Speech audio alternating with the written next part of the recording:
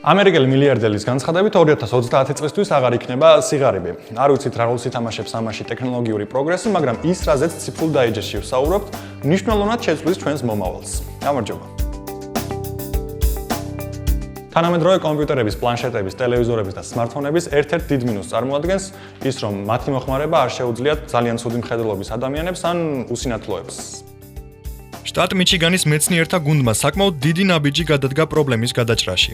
ამ ეტაპზე გუნდი დაკავებულია სენსორული პლანშეტის შექმნით, რომელშიც გაერთიანებულია თანამედროვე კომპიუტერული ტექნოლოგიები და ბრაილის ტექნიკა. მე-19 საუკუნეში ბრაილმა შექმნა ტექსტური შეტყობინებების სისტემა, ბრტყელ ზედაპირზე ამოზნექილი წერტილების მეშვეობით. მისი აზრით, ეს სისტემა ჯარისკაცებს სრულ სიბნელეში შეტყობინებების წაკითხვაში დაეხმარებოდა. თუმცა ტექნოლოგიამ ამ სფეროში ადგილი ვერ პოვა. სამაგიეროდ მისი დახმარებით უსინათლოებს მიეცათ კითხვის საშუალება. ამჟამად არსებობს მოწყობილობა, რომელიც ჩვეულებრივ ტექსტს გარდაქმნის ბრაილის შრიფტში, მაგრამ ის საკმაოდ ძვირია და თანაც მხოლოდ ტექსტის ერთი ხაზის წაკითხვა შეუძლია სპეციალური სამხრეთკორეული საათის მსგავსად. და რა ხდება მაშინ თუ საქმე ეხება მთელ სტატიას ან მთელ წიგნს? მიჩიგანის უნივერსიტეტის პროფესორები მუშაობენ ისეთი სისტემის შექმნაზე, სადაც გამოიყენება მიკროსკოპული რაოდენობის სითხით ან აირით მართვის ტექნოლოგია პლანშეტის ეკრანზე ბუშტუკების შესავსებად. მიჩიგანის მკვლევართა გუნდის სამუშაოს შესრულებას გეგმავს 2 წლის განმავლობაში.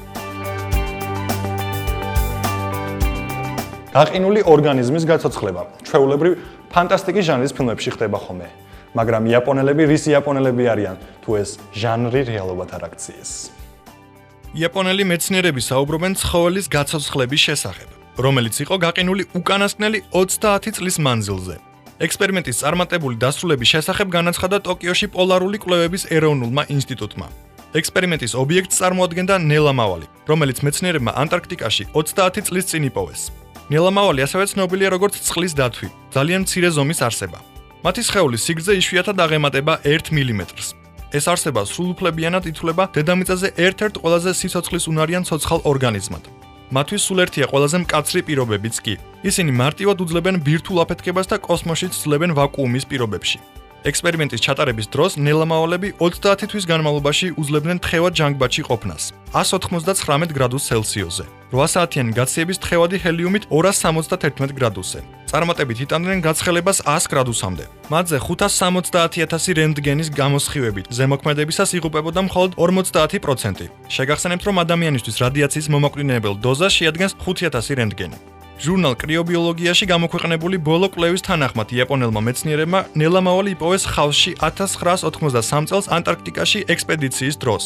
მეცნიერებმა გადაწყვიტეს ექსპერიმენტის ჩატარება და გაყინეს არსებები -20 გრადუს ცელსიუსზე. 2014 წლის მაისში ისინი წარმატებით გაალღვეს. ნელამავალმა წარმატებით მოახდინა ადაპტაცია გალღობის შემდეგ. მაგრამ ყველაზე საინტერესო ისაა, რომ სიცოცხლეში დაბრუნებულმა ნელამავალმა გარკვეული დროის შემდეგ 19 კვერცხი დადო. აქედან 14 წარმატებით გამოიჩეკა. არანაირი დეფექტი ან ანომალია ახალდაბადებულებს არ აღენიშნებოდათ. ადრე მეცნიერებმა უკვე გაყინეს სხვა ნელამავალი 9 წლით, ხოლო შემდეგ გააცოცხლეს. თუმცა ეს პირველი შემთხვევაა, როდესაც ცოცხალი არსება გააცოცხლეს 30 წლის შემდეგ. ხელოვნური განაყოფიერების თანამედროვე მეთოდებს გააჩნიათ 30%-მდე წარმატებული შედეგი. ტექნოლოგიები ამ მხრივაც ვითარდება და შესაბამისად პროცენტულობაც იმატებს. ხემნიცკის ტექნიკური უნივერსიტეტისა და ლეიბნიცის მყარი სხეულების მასალათმცოდნეობის და ფიზიკის ინსტიტუტის მკვლევართა ჯგუფმა იპოვა სპერმატოზოიდების მოძრაობის გაზრდის ხერხი სპეციალური ძრავების მეშვეობით. ერთ-ერთი მთავარი პრობლემა, რომელიც იწვევს მამაკაცის უშვილობას, სპერმატოზოიდების დაბალი აქტივობა, ეგრეთ წოდებული ასტენოზოოსპერმია.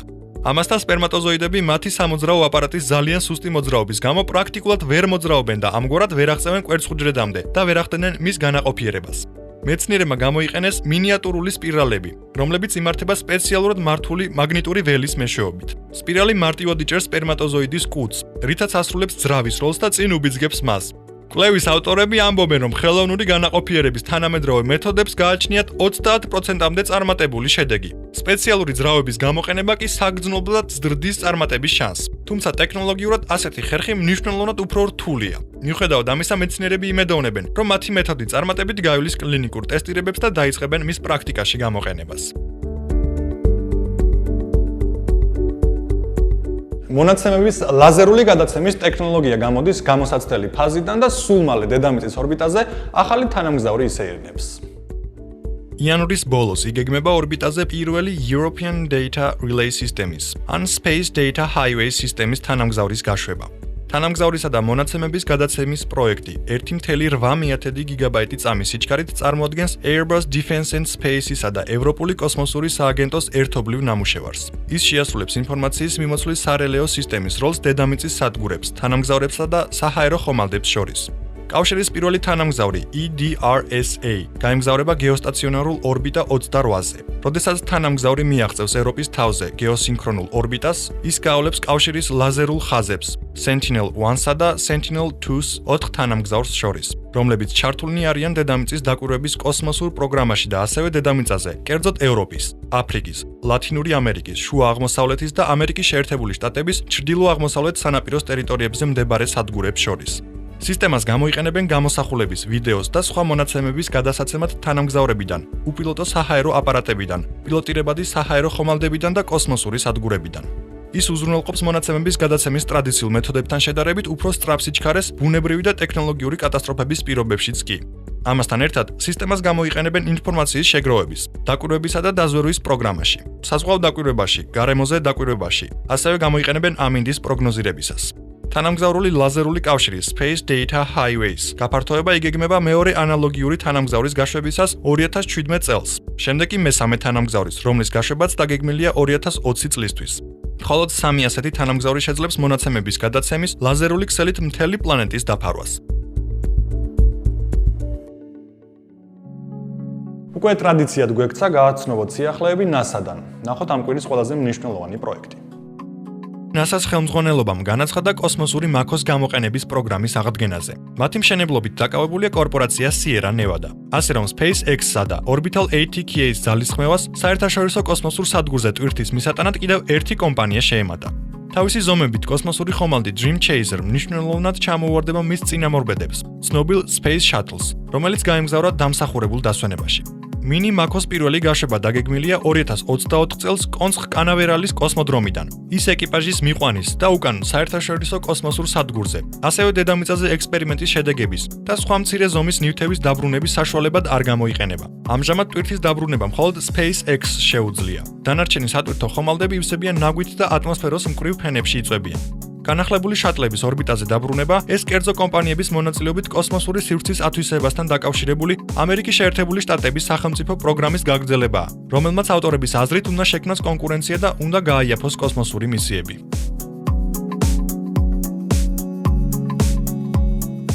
ყველგან მავალში ჩვენ წარმოვიდგენთ ტრანსპორტს, რომელიც შეძლებს დედამიწის ყველა პირობებში გადაადგილებას. მაგრამ აუდი გაცდა ჩვენი პლანეტის ფარგლებს და შეიმუშავა ტრანსპორტი, რომელიც მთვარეზე გადაადგილდება.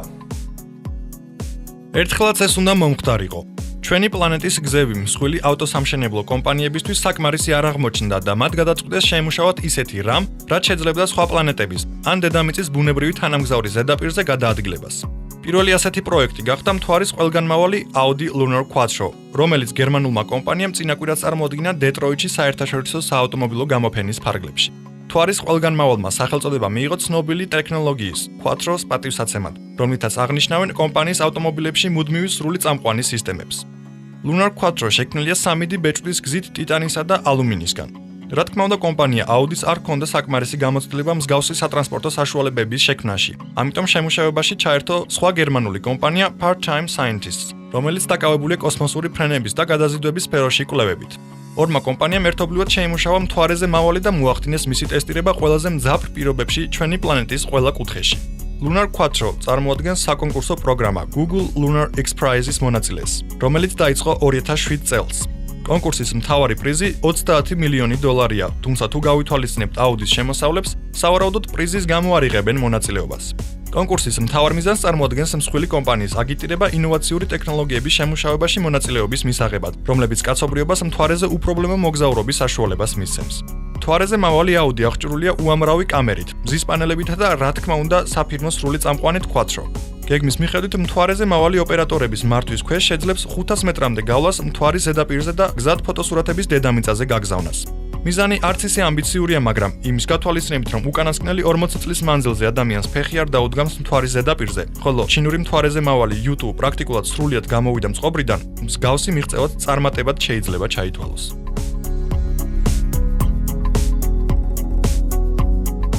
ჩვეულებრივ მორიგი კომპიუტერის შეძენის მიზეზი ხდება ახალი ოპერაციული სისტემისა და ძველი კომპიუტერის შეუსაბამობა. მაგრამ ახლა ყველაფერი პირიქით მოხდება.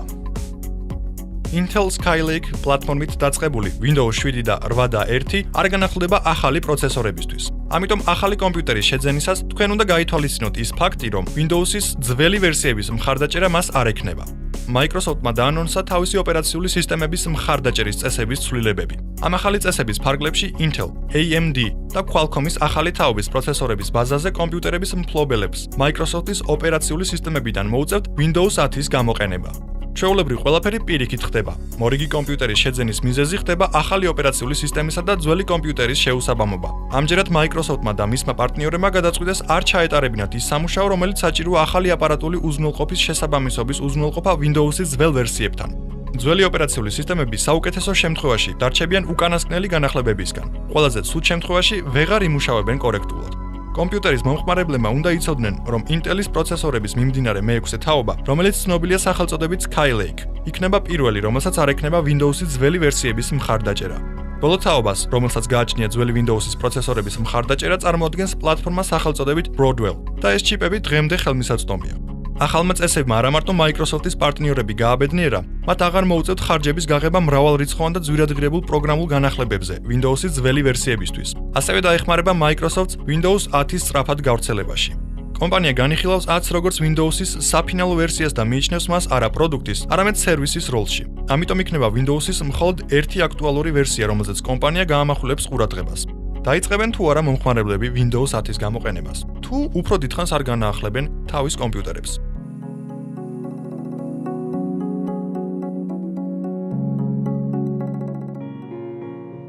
ფეიერვერკები ეს ერთ-ერთი ყველაზე ლამაზი სანახაობაა.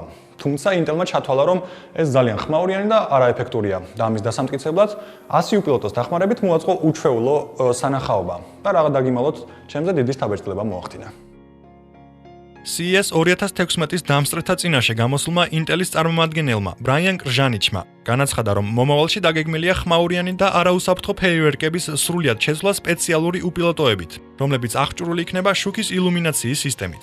წარმოთქმულის გასამტკიცებლად Intel-მა მოაწყო საოცარი 3D ხმოვანი განათების შოუ 100 უპილოტოს მონაწილეობით, რაც თავისთავად მსოფლიოს რეკორდად იქცა და შევიდა გინესის წიგნში. დრონები ადგილების მონაცვლეობით ქმნიდნენ ჰაერში სხვადასხვა ფერის კომბინაციებს, რასაც თან ახლდა სიმფონიური ორკესტრის მიერ შესრულებული ბეთჰოვენის მეხუთე სიმფონიის მუსიკალური გაფორმება. შოუ დასრულდა იმით, რომ დრონებმა ცაში გამოსახეს Intel-ის ლოგო. Ars Future Labs უპილოტოების შემქმნელი კომპანიის დირექტორმა ჰორსტ ჰორტნერმა შოუსთან დაკავშირებით კომენტარი გააკეთა. როგორც კი ისმის სიტყვა უპილოტო, ყველას უჩნდება საფრთხის ასოციაცია. სინამდვილეში კი ეს ასე არ არის, რადგან ეს შეიძლება ძალიან ლამაზი იყოს.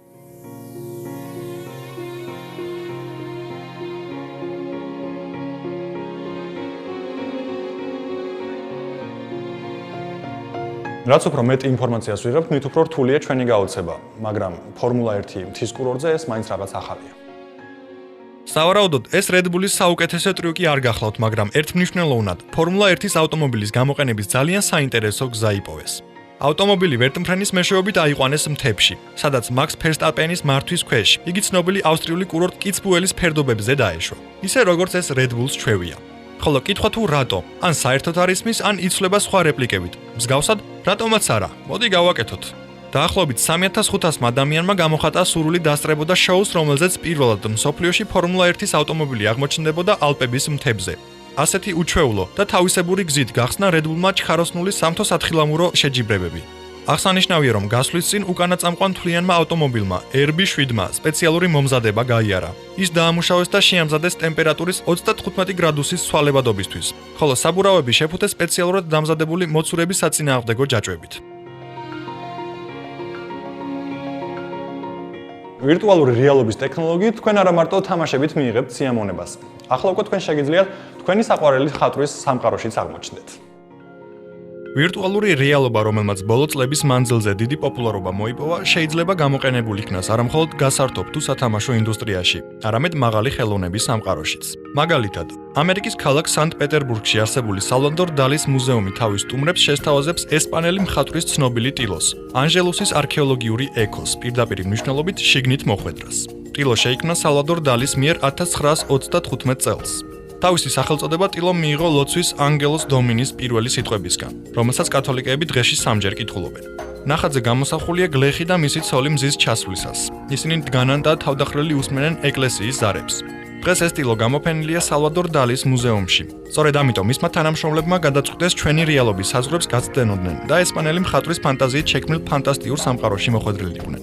ნახატის VR ვერსიის შექმნაში ჩაერთო სააგენტო Goodby Silverstein and Partners, რომლის მხატვრებმა დაწვრილებით შეისწავლეს ტილო და შექმნეს მისი 3D ვერსია. პროექტში თანამშრომლობდნენ მუზეუმთან ანიმაციური ფილმის Disney-ის შექმნისას.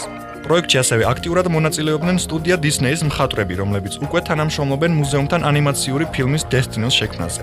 მათი ერთობლივი მუშაობის შედეგად შეიქმნა პროექტი ვირტუალური გარნიტურისთვის Oculus Rift, რომლის დახმარებით ნებისმიერი მსურველი აღმოჩნდება ცნობილ ტილოში. ამისთვის საკმარისია ეწვიო მუზეუმს ამ წლის 23 იანვრიდან 12 ივნისამდე.